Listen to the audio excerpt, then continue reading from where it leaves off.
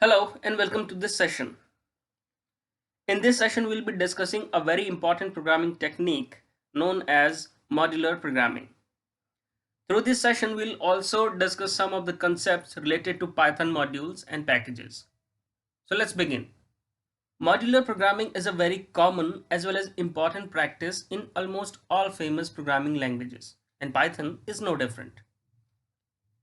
Modular programming is a technique which allows us to break down large programs into smaller and more manageable pieces of codes. Doing so provides us various benefits, such as resulting in simplicity of the code, meaning that any programmer can understand the code with less effort in lesser time. It also aids maintainability. Better maintainability means that the code can be logically managed in the storage space and can also be worked upon by a team of different programmers. Any large program for a specific application may contain few or several smaller sections where each section contributes something to the complete application. For example, when designing a game, one section of the code may be responsible for providing the graphics to the game. Another section may be responsible for managing the user files. Another may be responsible for logic running in the background. When modularized and maintained properly, different people may work on different sections or modules of the code and then combine these modules together, which will finally result in the complete working of game. Modularizing the program also inspire reusability. For example, one modules developed for a game to save the user progress may be used as it is in another game. Hence, the development time and effort will be reduced just because of modular programming.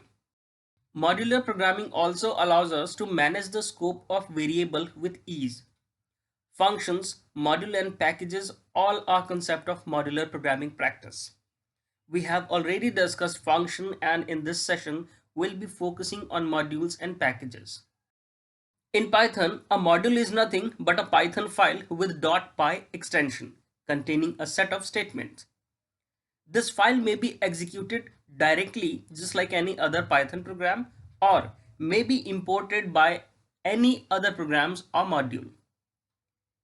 As discussed earlier, it helps us to maintain, simplify, and reuse the code. Any module may contain different functions, variables, classes, as well as runnable code. When imported by any other program or module, these functions, variable, classes may be accessed by the calling program or module. There are various ways to use a module in our code. Let's take a look at some of the examples using built-in Python modules. So we have jumped to our Jupyter notebook.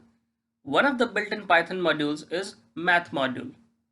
This offers various maths function and constant, which means that we do not have to define these functions again in our code. We can just import the math module and use the functions it offers. So let's import the math module using the statement import space math. From the math module, let us print the value of pi. To do so, we have written the statement print within brackets math.py. So as you can see here, the value of pi has been printed. Let's now make use of a function offered by the math module. This function is degrees. This function will basically convert any radian value into degrees. So let's make use of this function to convert pi by 2 radians into degrees. So as you can see, the result is 90 degree. Similarly, pi by 4 is 45 degrees. Let's use another function to calculate square root of a number, and this function is sqrt. Writing math.sqrt with parameter as 4 will give us the square root of 4.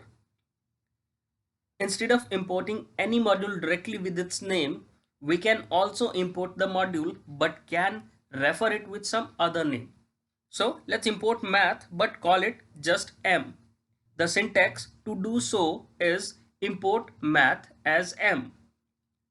Now that we have imported math as M, we will refer M and call the function of the main module like this.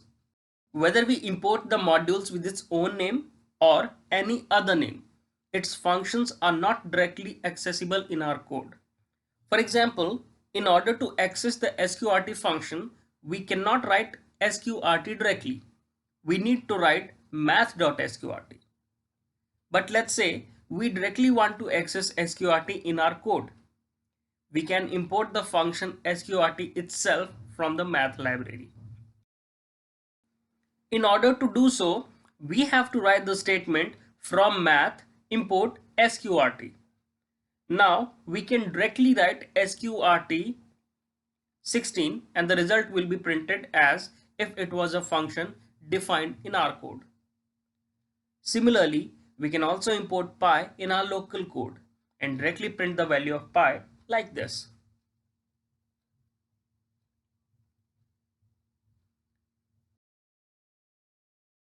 Let's say you want to import all such constituent of the module into your code. You may write from math import star. The asterisk here basically means that we want to import each and every function of variable from the math library to our code in order to directly use it. Just like the math module as shown in this notebook, there are many other inbuilt modules such as time, OS, sys, etc. And apart from the built-in modules, the programmer can create custom modules as well. And these are called user-defined modules. Let's try to create a simple module. So here we are in our Jupyter Explorer. Let's create a new Python notebook and rename it as custom.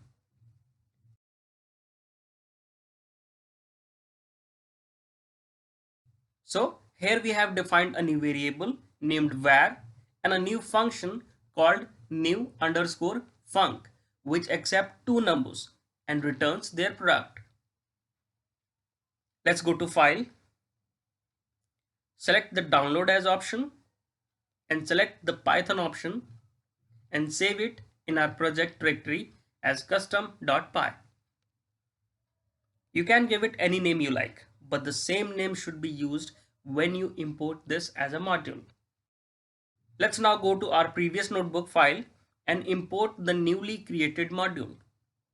Once imported, we can write the statement custom.var to print the value of variable defined in the custom module. As you can see, the value has been printed. We can also use the function new underscore func to multiply 2 and 4 and the result has been printed as shown here. So this was an example to create a simple custom module and how to use it in another program. For any module, inbuilt or user defined, you may check the available variables or functions using the dir function. The dir function will accept the module name as the parameter and print the constituent of the module in an alphabetical manner. As you can see here, I have used the dir function to check the offerings of math function and a complete list of functions and variables have been printed. Similarly, we can do the same thing for our custom module.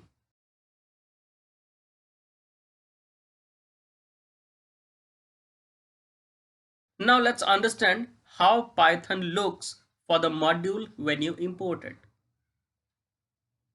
Basically, when any module is interpreted, Python searches it in three locations. The first location is the directory from which our code is being executed. If Python finds the module in this directly, the import will be done immediately. In case it fails to find the package in the working directory, the search will move on to all the directories mentioned in the Python path environment variable. If found, the import will be done, but in case the module is still not found, the final search will be done in the default directory, such as the installation directory. But the default directory may vary operating system to operating system. Now that we have understood what are modules, let's try to understand that what are packages. The concept of packages in Python is similar to the folder structure of file system on an operating system. Just like we organize one type of files in one folder or directory, similarly multiple modules of similar type may be contained by a package. And just like a folder may contain subfolders on our operating systems, a package may also contain subpackages. Here we have illustrated a package with this diagram. The package has been named test underscore package and it contains three modules. Modules underscore 1.py, module underscore 2.py, and module underscore 3.py. As you may notice, the test package also contains another Python file name init.py. This is a special file which may be empty but must be contained in the package. So assume that we had to use one of the modules from this package, let's say module underscore 2.py. The statement to do so would have been from test underscore package import module underscore 2. Further, any function or variables from the module underscore 2 can be used just like we saw in case of modules. There are many Python packages which are very commonly used. Some of them are OpenCV, which is used for image processing application, sklearn, which is used for machine learning application, matplotlib, which is used for plotting data. You may create your own packages and modules to practice, and you may also explore about various built-in Python modules.